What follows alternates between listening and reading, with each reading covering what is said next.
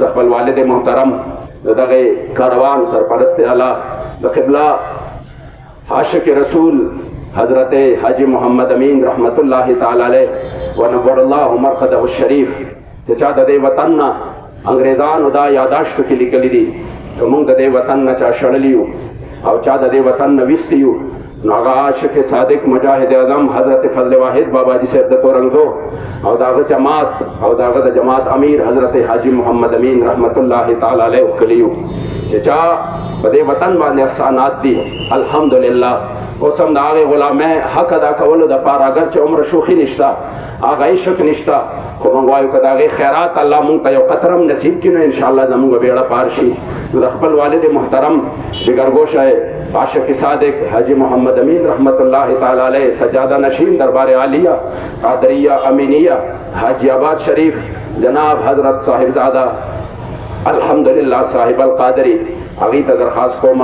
چې د دې ټولو دوستانو ته هم دعا وکړي او د هغې ظالمانو په حق کې داسې دعای ضرر وکړي چې رب العزال هغې د خپل قهر و غضب باندې تباه و برباد کړي سره د خپلو حمایتیانو الحمد لله رب العالمین والعاقبة للمتقین والصلاة والسلام علی نبی محمد واصحابه اجمعین یا الله زموږ ستا رضا او ستا لقا نصیب کړي د دعاو جوان عزتونو خوشحالۍ نصیب کړي تکالیف و مصیب و شرونو و فتنو فسادونو الله موږ په امان کړي الله ته موږ عفو وکړي اللهم انک عفو تحب العفو فاعف عنا زما عزتمندو حاجي تورنزی صاحب خو زموږ مشرانو ټولو د هغوی ژوند لیدلی دی دغه یو میشن دی چې هغه میشن تاسو لږ کسان شیخان تقریبا ټول انګریزان مرداران په یو ورځ باندې 200 کسان مردار کړي دي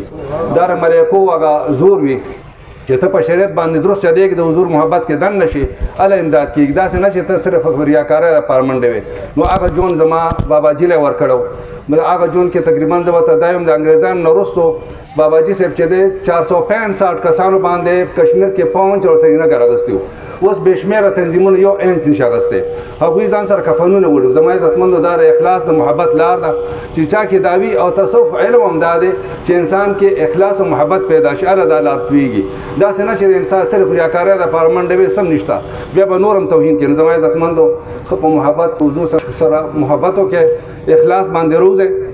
نو ژوند به هم جوړ شي که دغه شان موږ د عامو خلکو پسې روان وو الله دغه خفه کوو حضور هم خفه کوو نو دغه زموږ د ژوند د ذلت جوړېږي خدای د ذلت ژوند موږ ساتي داسې مشران چې برابر نه وي په شریعت باندې کې اخلاص او محبت نه وي نو هغوی پسې تله نه دي پکار دا ځان له دوکه ورکول دي او که هغوی پسې منډه ووهلو نو ښه ګرف کې راځو دا نن سبا چې څونه تنګي ده د موږ نه دا کمزوری شوي دي خدای هم دا کمزوری معاف کړي پوهېږو نه په ځان باندې دغه منډې تړې وهو او ځان کندې ته ورځو نو زما عزتمندو ځان کې اخلاص او محبت پیدا کړئ لږ ژوند د ژوند پته نه لګي چې زموږ څو ساګانې پاتې د ساګانو تقسیم دی د ساګانو پته نه لګي نو که به صرف داسې لاړ شو نو ټول عمر د ذلت دی نن چې موږ راوتو د حضور په محبت کې زما عزتمندو ښه په محبت په اخلاص باندې ځان کې دا پیدا کړې نو د کور ژوند به ښه شي که داسې انسان ډېر دولتمند کې ډېر دولت نشي خوړی نه استعمالولی شي هغه دپاره عذاب ګرځي دا لږ ژوند به خدای پاک زموږ ډېر ښه تېر کړي په جمع دعا کې چې الله تعالی دا مرداران